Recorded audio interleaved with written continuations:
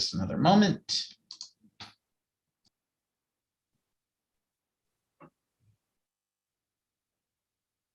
We are good.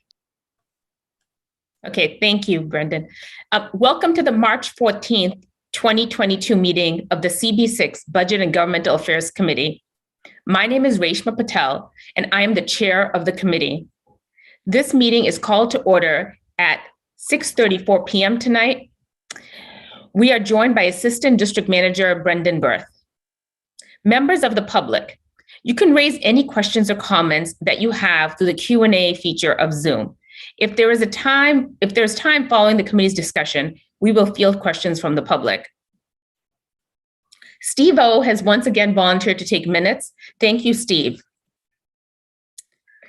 You all should have received an email from the board office with a link to a doodle sign-up sheet for minute takers at your committee meetings for 2022. For your convenience, the link to the sign-up sheet is being reposted in the chat right now by Brendan. If people, we are a small committee, but if others besides Steve are able to sign up for minutes, that would be great. We will be taking attendance by roll call. Brendan will conduct the roll call.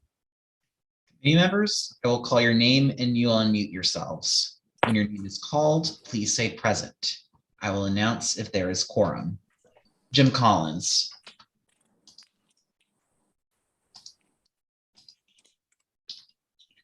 I do see Jim is here. Yeah, is he muted? I don't see his mute, but yeah, Jim is, yeah, I think he's muted, but he's on. Yep, Jim's counting. I'm here. Sorry. No worries. I was looking at the sign-in sheet. No worries. Or the sign-up sheet. B. Disman. Present. Ava Marie Lassiter. I don't hear from Ava Marie. Karen Moore. I wonder how many people are going to sign up for 7:30. Oh, the time change. Yes. But anyway, Steve O. Present. Reshma Patel. Present. Brian Van Nieuwenhoven. Present. And Claude L. Winfield. Present. We have a quorum. Thank you, Brendan. The agenda for tonight's meeting was distributed ahead of time by the board office and is reflected on the screen before you. If there is no objection, we will adopt the agenda. Members of the committee, if you object to adopting the agenda, you may raise your hand through Zoom. And Brendan, if you can help me with any hand raising in case I miss it, let me know. I do not see any hands. Okay, thank you. Seeing no objections, the agenda for tonight's meeting is adopted. The minutes for the February 3rd meeting were distributed ahead of time by the board office. If there is no objection, we will adopt the minutes as drafted. Members of the committee, if you object to adopting the minutes, you may raise your hand through Zoom. Seeing no objections, the minutes from the February 3rd meeting are adopted. They will soon be available on the CB6 website. In order to conduct an efficient meeting, let's observe a few ground rules. No one may speak until granted the floor. Committee members, if you have a question about committee business or wish to make a motion, please raise your hand through Zoom. The chat function should not be used for committee business or questions about agenda topics. All such remarks should be made on the record by raising your hand through Zoom. Chat should only be used to alert us to any technical difficulties you are having or to state in writing information like an email address that was already stated aloud on the record during the meeting. When a committee member is given the floor to speak, I will identify you and you can unmute yourself so that you can speak. We are required by New York State law to have a transcript of this meeting. So please keep your questions and comments succinct and germane to the discussion. In order of the adopted agenda, tonight we will have a discussion of Assembly Bill 642 and Senate Bill 284B, which relates to the counting of an affidavit ballot for an eligible voter if such voter appeared at a polling place in the correct county, but in the incorrect election district, the chair's report, and then any old or new business. So tonight we have Jarrett Berg of Vote Early New York, who has joined us. And so thank you, Jarrett, for joining. As committee members, we remember last year in our January and February meetings, we had a discussion on how we could improve voting in New York City. And one of the things that had been a suggestion that came up from this committee was within our assembly district, if people could vote in any election district, because often people were confused by election districts moving around and they would show up to vote and their name would not be there on the register. And so this bill that's being proposed and has been advocated by Vote Early New York and other groups is similar to that. It's countywide as opposed to just assembly district, but I thought it'd be really useful for us to speak to Jarrett and then decide if this is something that we want to either write a new resolution or, we had a resolution on this last year as well. So we can also perhaps resend that to our elected officials to say that we are supporting or not supporting, whichever we decide. So I will turn it over to Jarrett. Thank you so much, Reshma and Brendan, for the opportunity to join the community board and your subcommittee to chat about this issue.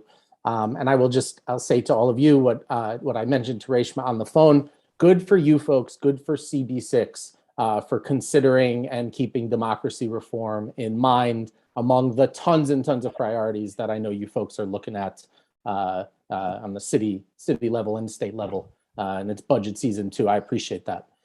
So I'm here to chat today about a problem in our election law that many folks are unaware of and a voter protection bill to fix it. I hope you don't mind. I threw in the chat just a link to our one-pager on the topic and an article that was published in Mark Elias's Democracy Docket looking at the wrong church ballot suppression issue in New York and how this issue also plays out nationally in other states as well. So to jump into it, so what is wrong church suppression? What is this ballot issue? I hope at this point you folks have at least heard that term, wrong church ballot disqualification or something like that. If not, we need to do a better job. But this is a technicality in our election law that suppresses the votes of thousands of registered New York voters each year. And the restriction is one that requires election officials to fully disqualify any affidavit ballot if it happens to be cast in a poll site that's different from the site assigned to the voter. And that's even for the contest that these voters are perfectly eligible to participate in. And so in election 2020, this is an overbroad policy. This policy accounted for the largest source of disqualified affidavit ballots cast by duly registered voters. That's more than 50% of the affidavits that were cast statewide and in nearly every county, certainly in the boroughs. Just as sort of a top line, the Federal Freedom to Vote Act that was filibustered a few months ago would have outlawed this policy in New York and the other states that have it. But given the state of voting rights legislation on the federal level, it is now up to state lawmakers, state legislatures to safeguard voters from this technical rule by implementing a ballot saving statute is what we call a bill like A642 that would just ensure that that all of the contests on a ballot that a voter was entitled to vote for would be counted and canvassed by the Board of Elections. So if we think about that, right, we're all New York voters are entitled to vote for president, for US Senator, for governor when we have other statewide on the ballot, and for the statewide propositions, the constitutional amendments. And then in looking at the data, the vast majority of folks who end up inadvertently casting an affidavit at the wrong poll site, they're also entitled to vote for the congressional candidate on that ballot, the state senator, mayor, if you're a voter of the city of New York, your borough president, assuming you made it to the right borough, and so on down the ballot, even to state senator and assembly member. And in some cases, we actually think the entire ballot would still count. And that's because of where these things are being cast and the populations being impacted. So I've been chasing this ghost for the better part of 10 years. And folks should know I come at this work from the voter protection space. It's organizing election monitoring operations that I'm sure some of you folks have been involved in too, as well as election protection, answering that voter hotline. And in the what I call the fog of war, right? When the voter hotline rings, whether you're involved in a campaign or assisting the Attorney General's office or nonpartisan election protection or NYDLC voter protection, that phone rings and it's typically a voter or someone assisting a voter or a campaign volunteer. And we never exactly know the fact pattern or why this happens when it's happening in real time, but we hear from voters all the time. I know I'm registered to vote. I voted here for the longest time. They can't find my name in the book. What's supposed to happen? And in many cases where we understand that this voter is given an affidavit ballot, they fill that out, they turn it in, they go on their way. And in most states, that is supposed to serve as a fail-safe, right? The affidavit, the concept of a provisional ballot, is to ensure that that frontline interaction between a poll worker and the voter being assisted, that we safeguard that voter's rights, figure out whatever that ambiguity is about their registration record. And so in New York, those ballots aren't reviewed until post-election canvass, at which point in the 2020 general, based on FOIL data that we obtained from every board in the state and cross-referenced with the State Board of Elections, we found out that more than 13,800 ballots from New Yorkers were disqualified in full. These are registered voters in just the 2020 general election. And so I will just say, I mentioned we knew this was a problem. We didn't know how big it was. I was absolutely floored by the scale and scope of this thing. To give you folks a sense, that is larger than President Biden's margin of victory in the state of Georgia over Donald Trump. And I just point out, if we go back and think about those crazy days between election night and when the presidential was eventually called, you know that those states are closely watched. Their post-election canvasses are closely watched. And we might not all have statewide close contests in New York at this moment in history. We don't know what will happen this year, but that is a massive, massive amount of votes. And that's putting aside the disparate impact, which really blew our minds.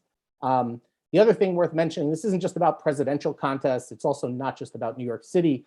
In the Brindisi-Tenney contest, close contest, which went to protracted litigation, I think it was the last congressional in the country to be called. There were more wrong church ballots thrown out of that race from registered voters who appeared in the correct county and managed to cast an affidavit at the wrong poll site than the entire margin of victory, the final margin between Tenney and Brindisi that was determined by at the end of the litigation. So we don't know how all those folks would have voted, but we do know that the majority of these ballots tend to emanate from the most population dense areas in the state. And if you don't mind, I want to take a few quick moments here just to touch on the disparate impact. Then I'll probably wrap, and I'd be happy to take questions. I'd love to chat about that reso that you folks had done in the past, because it certainly connects to this issue. So just real quick, how big of a problem is this really? So we know this is an overbroad policy. There's no government interest in voiding the portion of the ballot where voters would have been totally entitled to vote for those candidates. And so these votes really do add up. Right now, the DCCC is actually sued the State Board of Elections, citing a number of ballot disqualification practices that New York maintains for affidavit and absentee ballots. But chief among them was cited this wrong church problem as something that really has very minimal fiscal impact or burden on the state to address, and yet this massive glaring disparate impact. And to just touch on that, so we know just what came back is that 69% of these 13,800 emanated from New York City. On its face, that's disproportionate because New York City makes up under 43% of the voters. And so there are more of these ballots thrown out from the top 20 impacted New York City assembly districts, each of those districts, than all of Albany County, to give you a sense. And that's not a rural county, right? Albany County has the state capital, it has a city in it.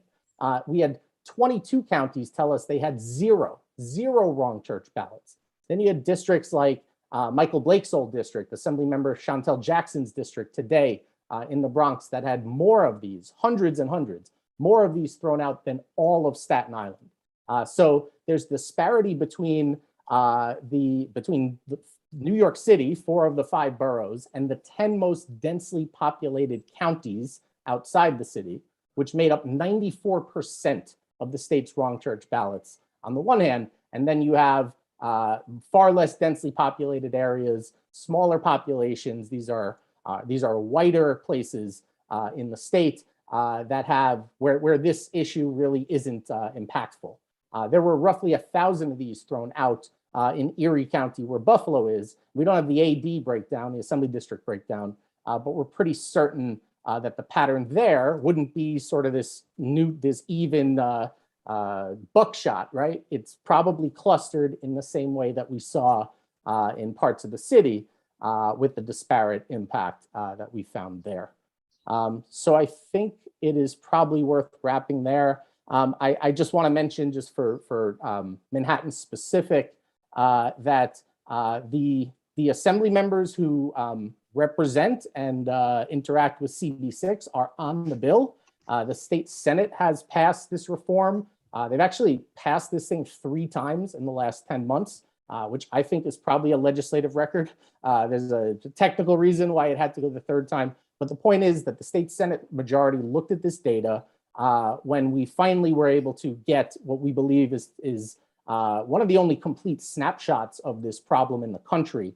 And when we showed our data to the legislature, the state Senate moved a bill that had been around for over a decade and passed this thing right away because they understood the impact. The entire Senate majority voted in favor of the bill multiple times. We're now up to 45 sponsors in the Assembly. Thank you for all of you who have been helpful with that effort. We have 16 civic, good government, community groups memoed in support here. But there are holdouts.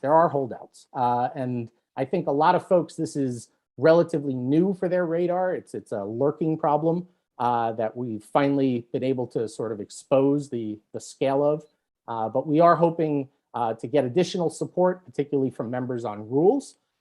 In Manhattan specifically, we are missing Assemblymember Glick, Assemblymember O'Donnell, Assemblymember De Los Santos, who is new to the job, and Assemblymember Dickens. So I'll stop there. Thank you so much for the opportunity. The bill A642 is a ballot-saving remedy that's in place in places like New Jersey and California, and New Mexico, and Maryland. And we think it would be appropriate for New York to protect and save these ballots instead of summarily disenfranchising these folks as they do now.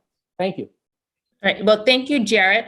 I see 2 hands up, but I had a question in terms of, in New York, as you mentioned, our general elections tend not to be competitive, but our primaries are, and we've had close primary races.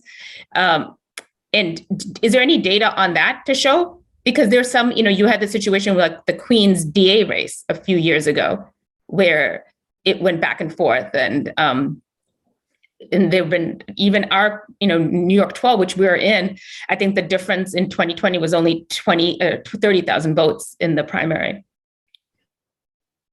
So it's a great question. This is the sort of thing that happens anytime there's voter confusion or poll worker confusion. One thing that causes both voter and poll worker confusion is New York's closed primary system. So there's lots of reasons a person who's a perfectly registered eligible voter might not appear in a poll book. One of them is that you're standing in the wrong place. Another one is that someone thinks you're not eligible for the primary. So to your question, this is what we call the fog of war. And I'm glad you raised it, because the disparate impact is glaring and immoral from just just looking at the data. Take a look at these heat maps. But we actually believe, and one of the unjust parts here is that we don't think that poll workers are intentionally misleading voters. And that's a key point here. We don't think the interpreters are intentionally misleading voters. We actually think that when this happens, neither the poll worker nor the voter recognizes that the voter is actually standing in the wrong place. When they realize that, they're required by law to redirect folks to the correct poll site. And when that happens, and when those folks make it there, they vote a regular ballot, and we don't hear about this the same way, and they don't end up on the list of folks whose ballots are voided. And so just getting back to that, a ballot saving statute would protect these voters, and it would also ensure that regardless of why this confusion happens, we're saving the votes we can, we're counting what we can. And yes, some contests on some ballots might be disqualified, but you folks represent New York City. You know how densely populated our communities are. You might have to walk by a poll site to get to your new poll site. Your primary poll site could be consolidated and then could move somewhere else for the general. We'll sprinkle on some redistricting confusion that might come in the next cycle or so as these EDs are moved around and the lines change as well. So this is just a safeguard, protect people's rights amid what we know is the confusion that happens during elections. Yeah, thank you. And yeah, and our discussion last year was based on that confusion with election districts moving around. I saw Jim's hand was up first, so I'll let Jim take the floor. Hi, good evening, Mr. Berg. These are for affidavit ballots, which tend to only be counted when there is a close race, correct? This is for affidavit ballots. They are always processed. You only hear about them when there's a close race because that's Right. when the lawyers get involved and now they're Right. toe-to-toe. Right. Okay. I mean, I laud your efforts because everybody that has a right to vote should be able to vote. New York State and New York City Board of Elections, as you probably know, is a mess. I mean, they're not able to carry out their mission. And frankly, we need an entire overhaul there. And generally speaking, I think we need an overhaul of the voting technology that we use. I mean, send people a card, make it biometric, make it with their photo, whatever it is, put it in a whatever kind of magnetic chip you would like, same as a credit card, so you can verify who the person is and let them vote, frankly, anywhere. If I'm up in Buffalo, let's say on business, and I'm up there on election day and the trip was unexpected, I can't do an absentee ballot. I can't do anything, right? I should be able to walk into a polling place, pull out my card. It'll reflect the candidates where I live here in Manhattan and be able to do my vote.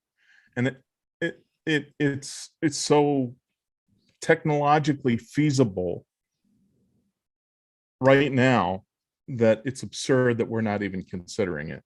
Man, the notion that you have to go to this particular polling spot in order for your vote to count it's absurd. Anyway, that's my rant for the evening.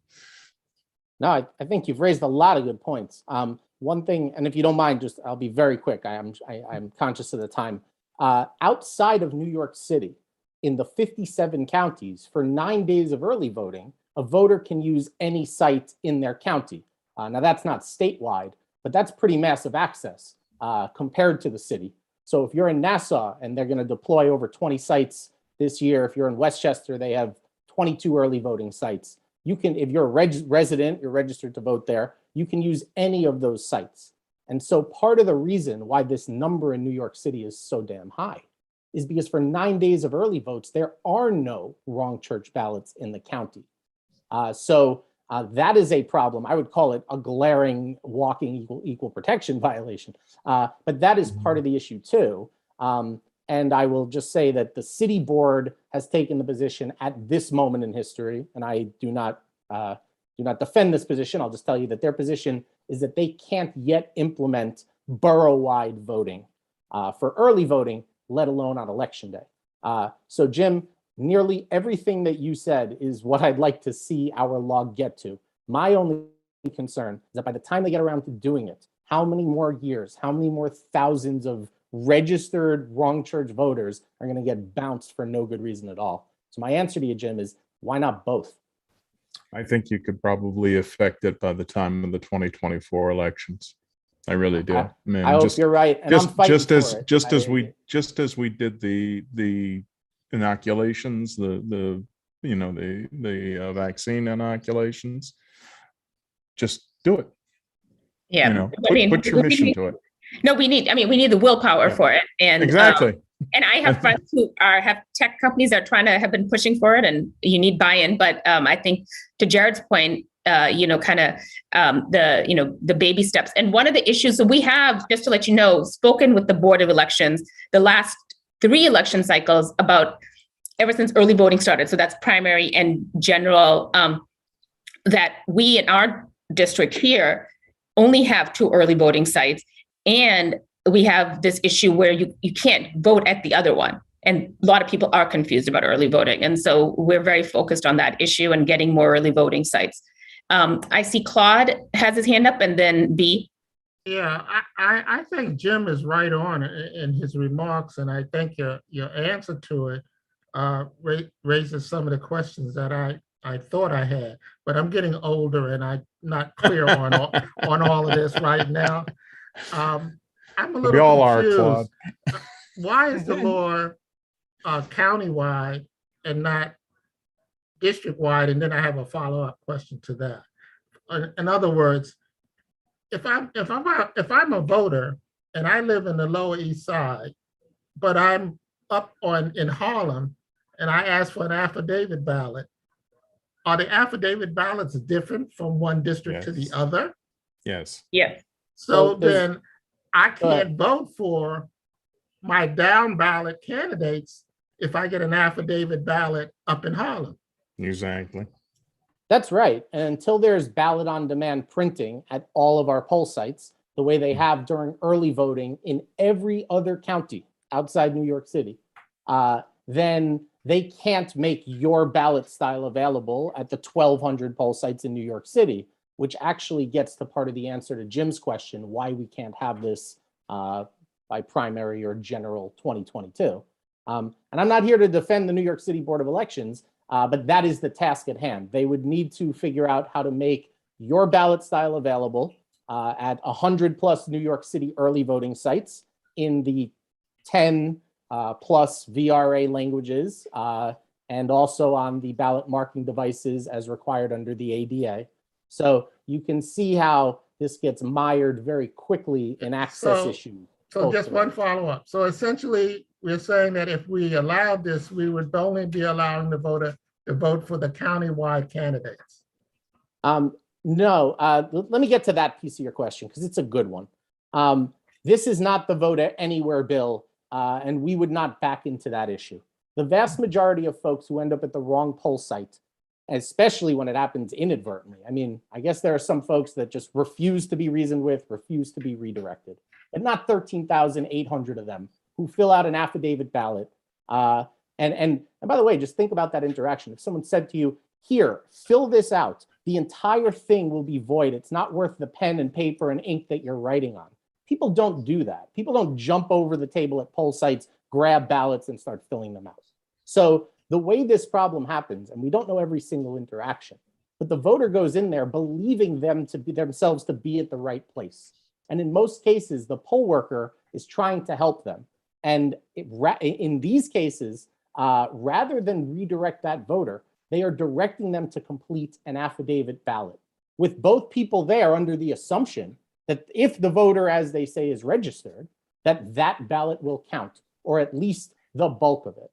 And to get to the point that, to drill down just the thing about the down ballot drop-off concern, because that's a real one. And in New York City, and I get that concern.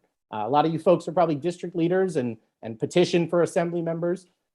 We do not want people to go to the wrong place to vote.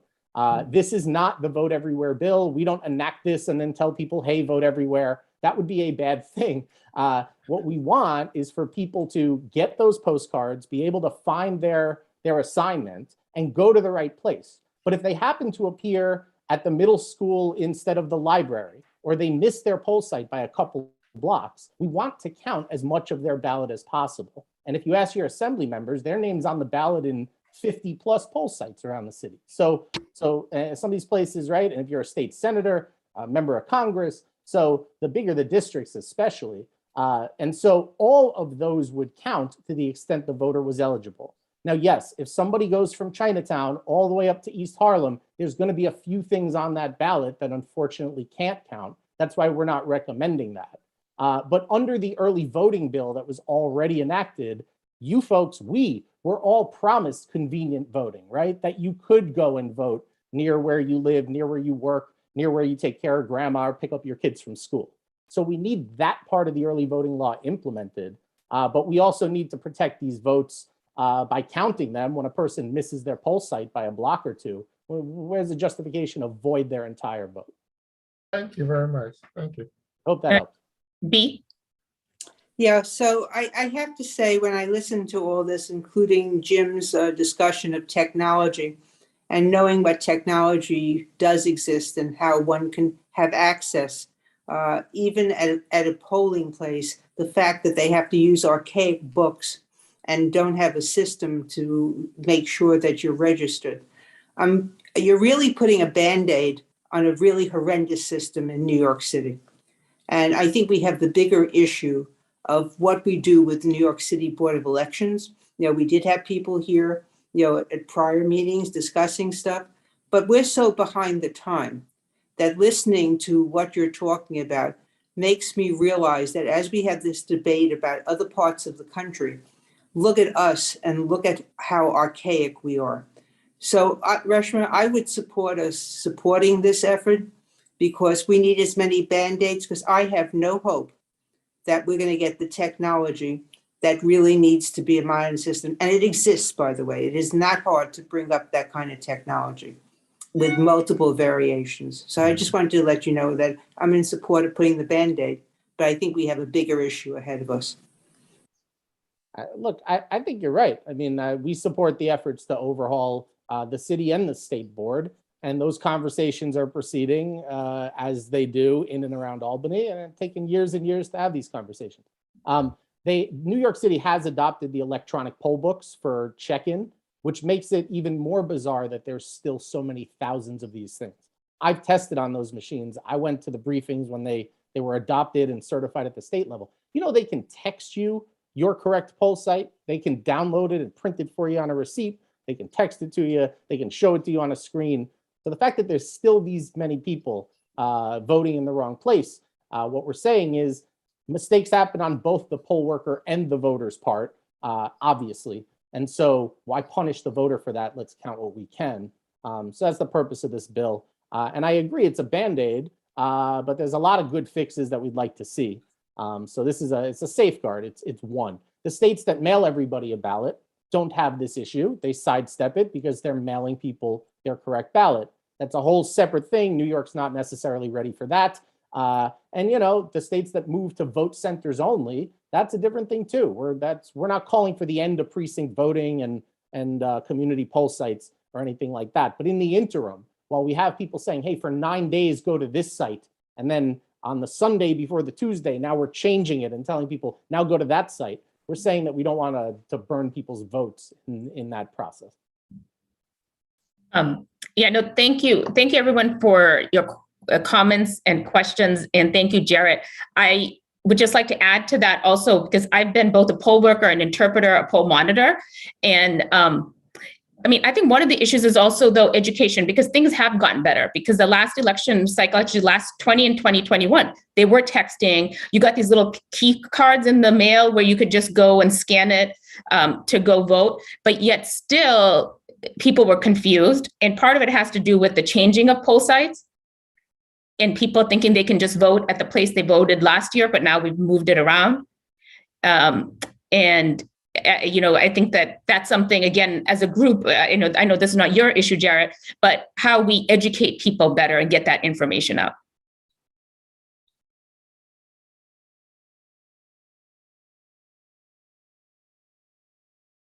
Does anyone else? I don't see any other hands up. Anyone else?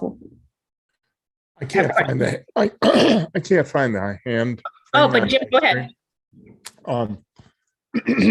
And I guess B is the same way. When we've in as much as we've changed districts now as a consequence of the census, it's going to be all the more important to get something enacted pronto before the November election in order for it, because this is going to be the biggest issue. I mean, Yeah. people that were moved out of an old district and into a new one are going to be an entirely different ED.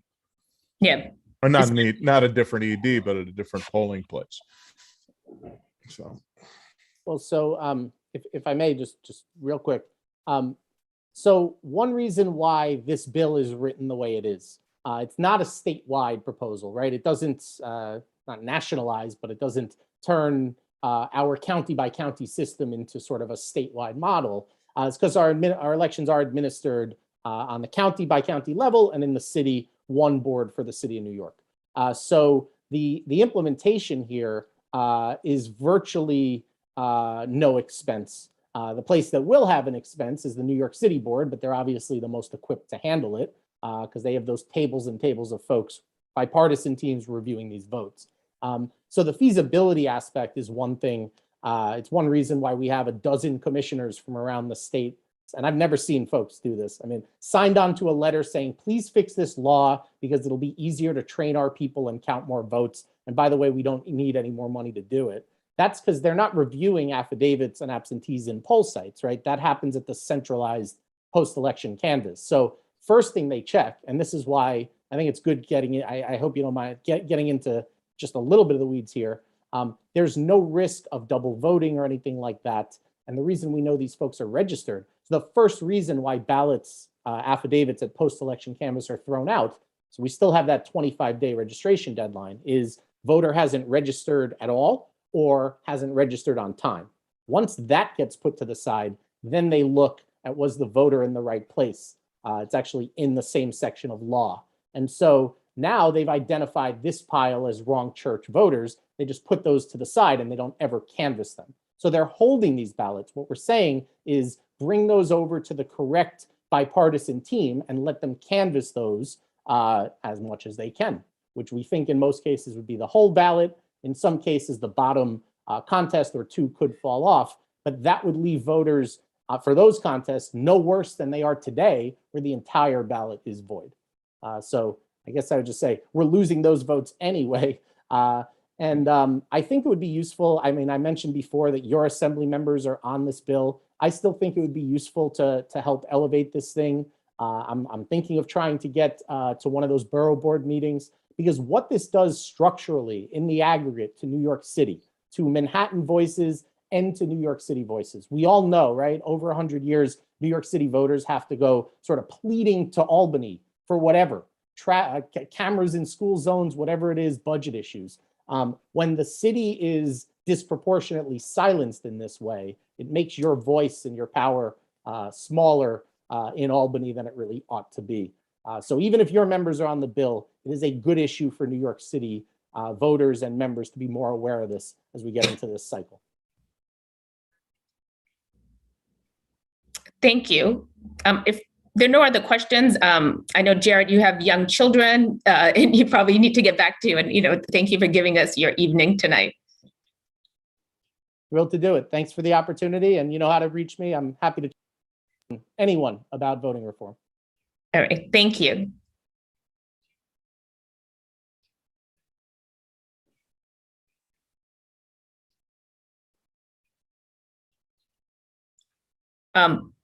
So committee members, we brought Jared on to discuss this one issue, but from what Jim has brought up and Bea and Claude seem to be in favor of this, I mean, we could be advocating for something much bigger in terms of investing in new technology for the New York City Board of Elections. And perhaps that's what we want to have a resolution for, in addition to saying that this one item, which is like a Band-Aid. Jim, I see your hand up. Yeah, I mean, the city did a fairly big tech upgrade. I don't know, what was it, last cycle or the cycle before? Yes. With the screens and what have you. Yeah, the iPad. Yeah. I mean, what were they thinking?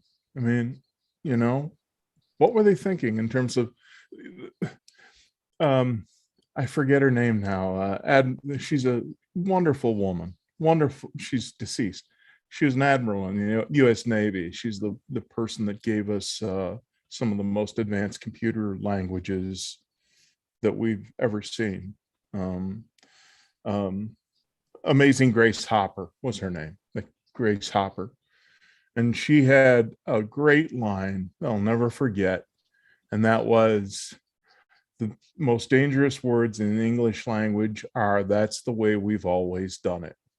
And what we did when we made the most recent investment was to basically electrify what we have been doing for 100 years, instead of looking at the entire process and saying, how can we overhaul this entirely so that you can do the things that I suggested with respect to, basically you have a biometric card, fingerprint, ID, photo, et cetera, you put it in your voting machine, your ballot comes up, it prints out a paper copy, you fill out the paper copy, you take it to the scanning machine, and it gets registered.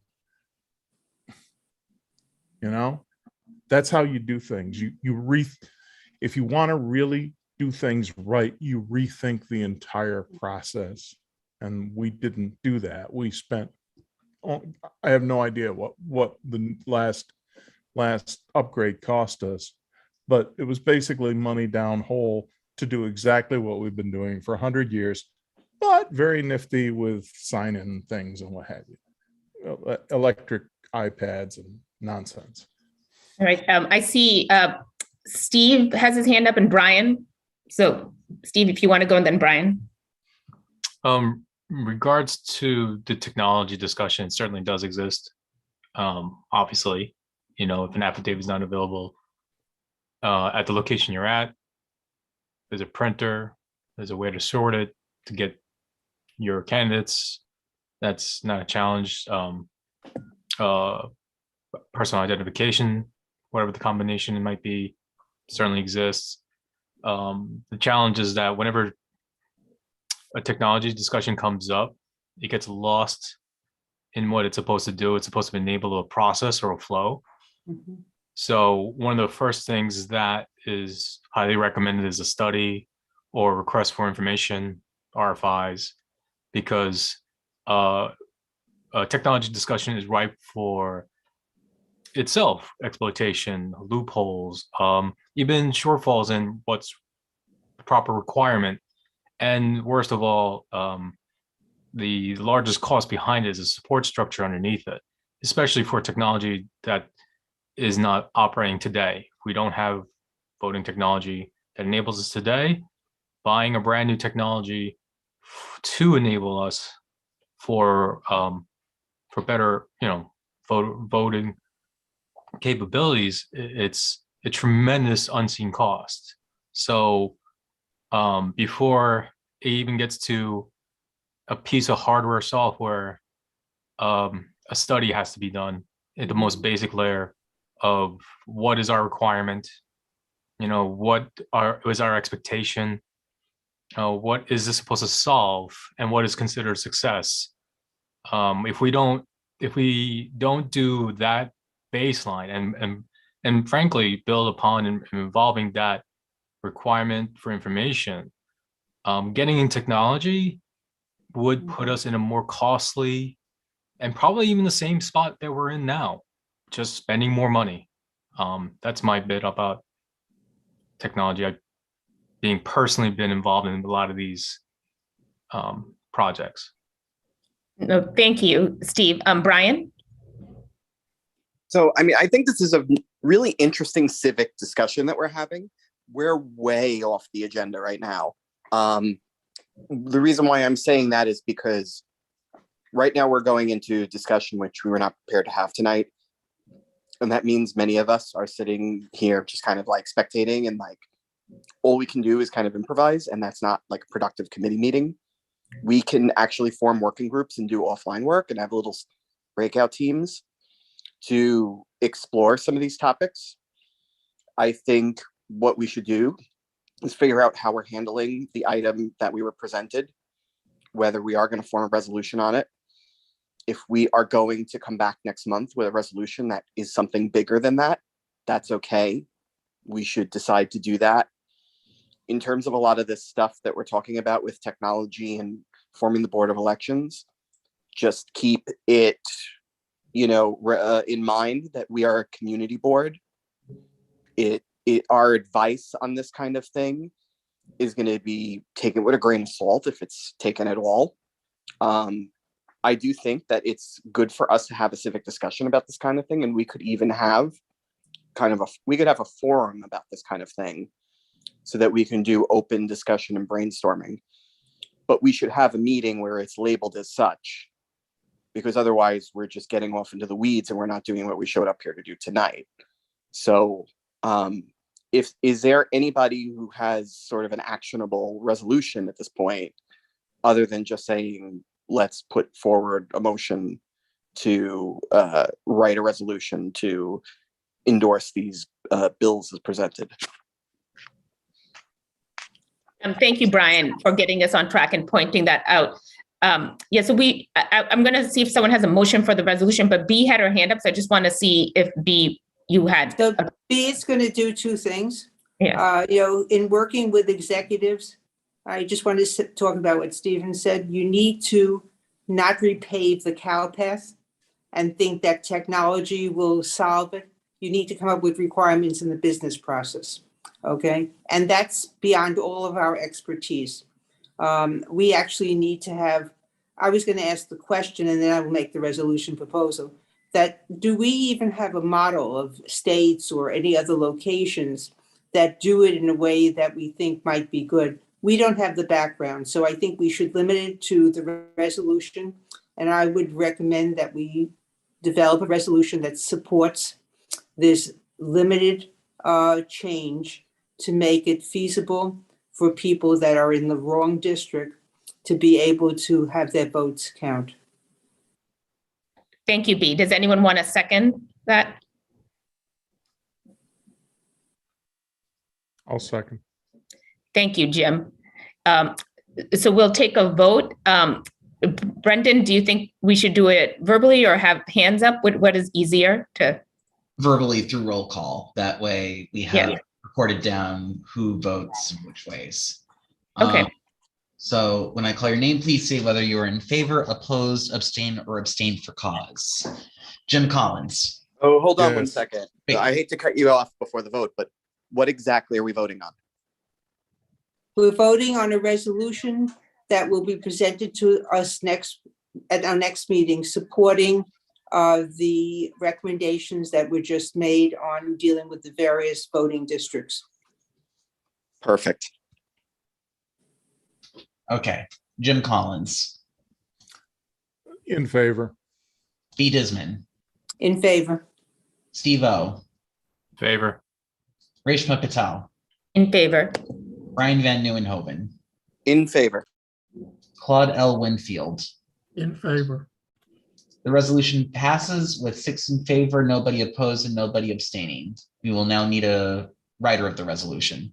Yes. So thank you, Brendan. Does anyone want to volunteer to write the resolution?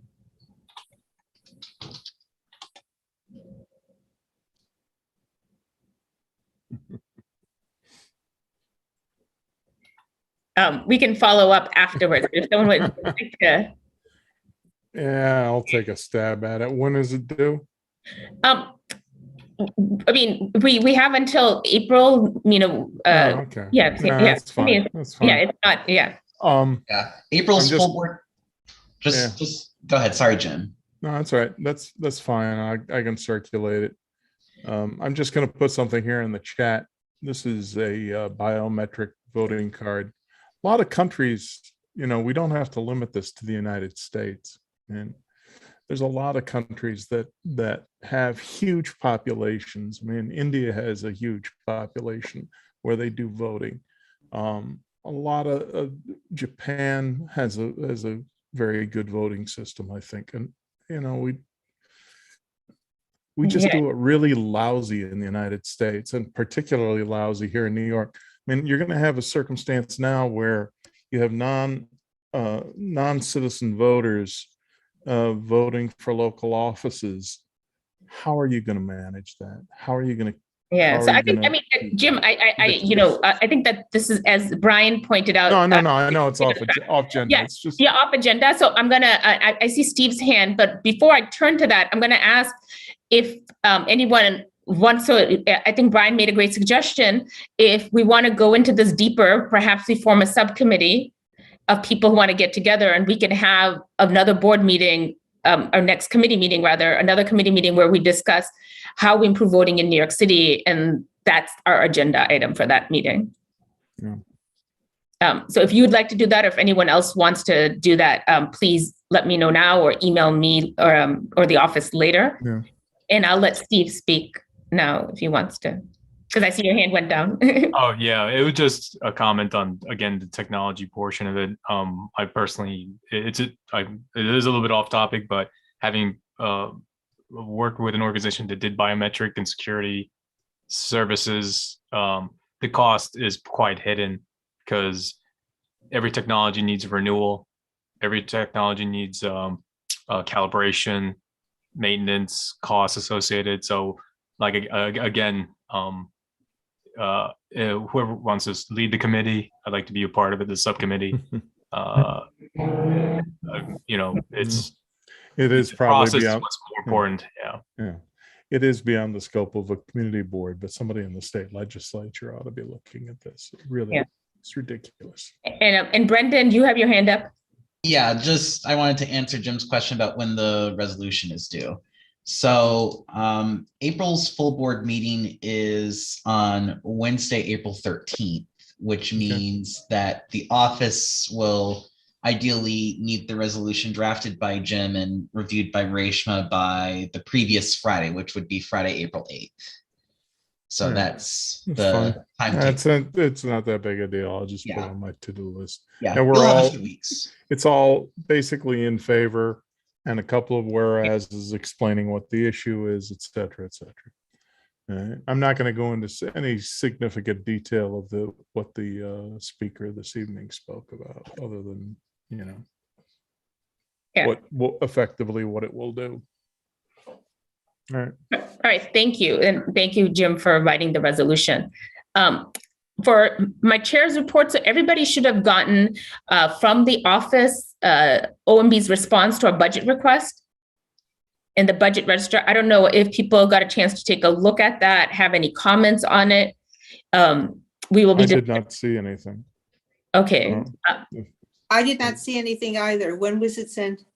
It was sent 2 weeks ago. I didn't see it either. Just to you, Reshma, or to the committee? I will need to check. No, so I thought that I got it, and then I said, let's send it to the whole committee to review. But perhaps that didn't happen. And so I apologize for that. So I guess we can't have a discussion on that now, but I will forward it to everybody tonight. And you can take a look at it. I'll just summarize, as in past years, most of our requests did not get funded. And a lot of our requests are Parks Committee requests, and most of those, the response was the Parks budget is not large enough to address this. There are some things, there's that on 25th Street, there's that bridge. They say there's funding for that. For the Coastal Resiliency Project, there's going to be a dog park. That request has, the comment is that they'll be funding that. But when everyone sees it, I ask that you review it. We can think about what we want our priorities to be. And one of the things that I was thinking when I looked through the register is perhaps we need to narrow down our request so that we don't get the same response for everything, because at some point it seemed like they were responding the same way for every request that we made, because they were like, this is too many requests for us to take a look at. Brian has his hand up. The quantity of requests doesn't matter, particularly with the parks thing. We've never gotten feedback that we would have more success in tailoring and trimming things down. And we have some agencies in which we only request 1 or 2 things, and they're not big capital items, and they're still not funded after like 15 years. I feel passionately about this. So there's nothing against anyone here in the office or on the board or anything like that. we should always request what we believe the district needs, and we should not try to game that system. All of our attempts at gaming that system have just failed. We have trimmed a lot. We have moved out, aged out items. We've put very strict criteria on budget requests saying we need to know how much of something we need. We can't just ask for more. We've done all this, and it just kind of happens the same way year after year after year. And that's just advice to say that I don't think it makes a difference. We can submit whatever we want, but if we're leaving things off that we think the district needs, I don't think we're really like attacking the job right. I think we need to have everything that we think is needed in there, and all that park stuff that we need. You know, we're not just asking because we're trying to, you know, provide a gilded experience for our neighbors. We have the least amount of park space per capita as any of the 59 community districts in the city.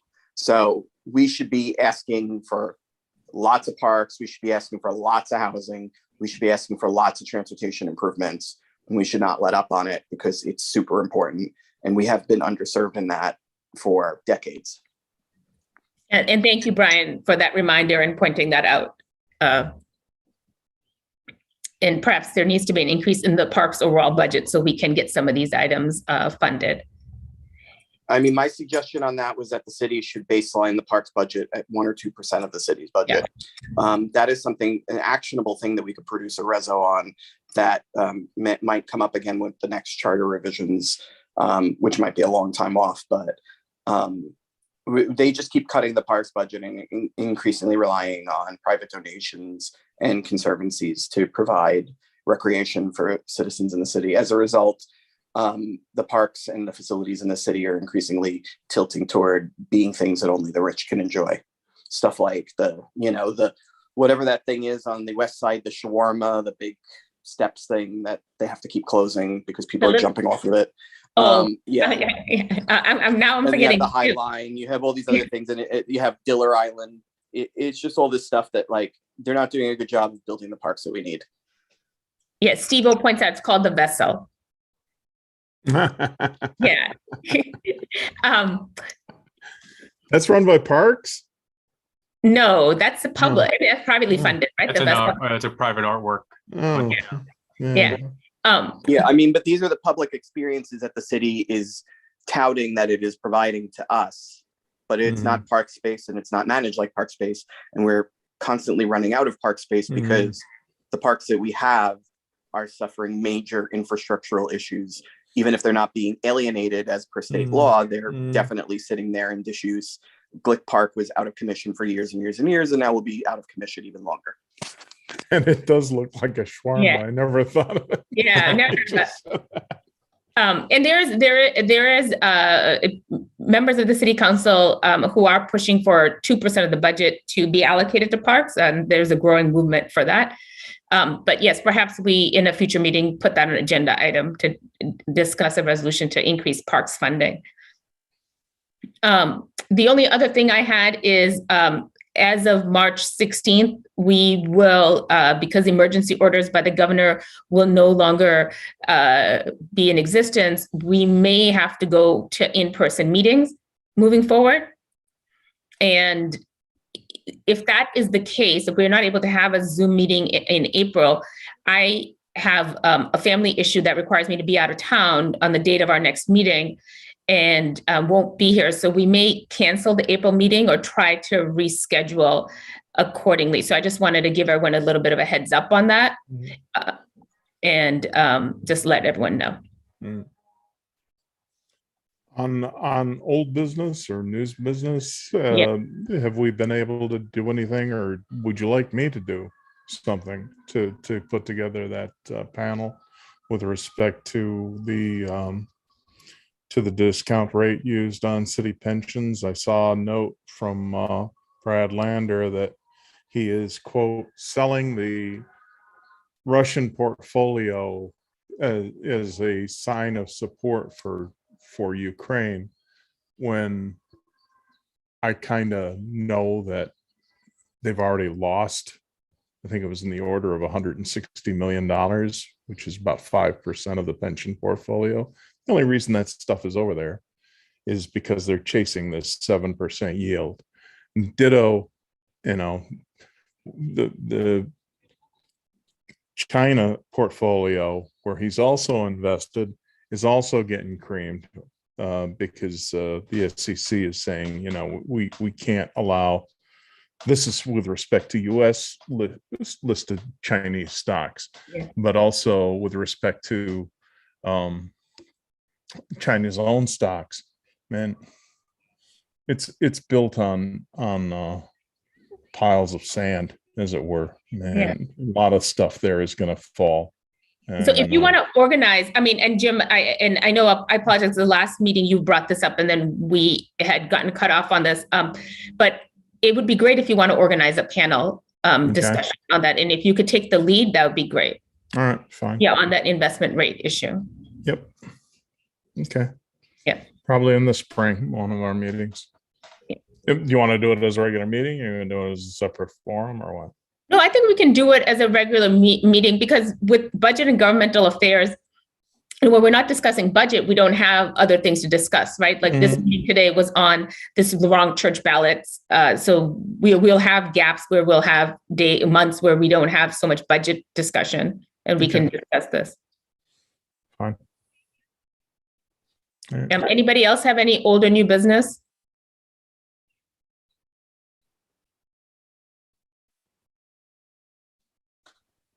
That's all she wrote.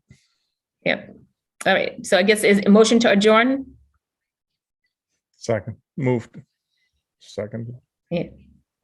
All right. Well, thank you all for joining. Thank you. Bye now.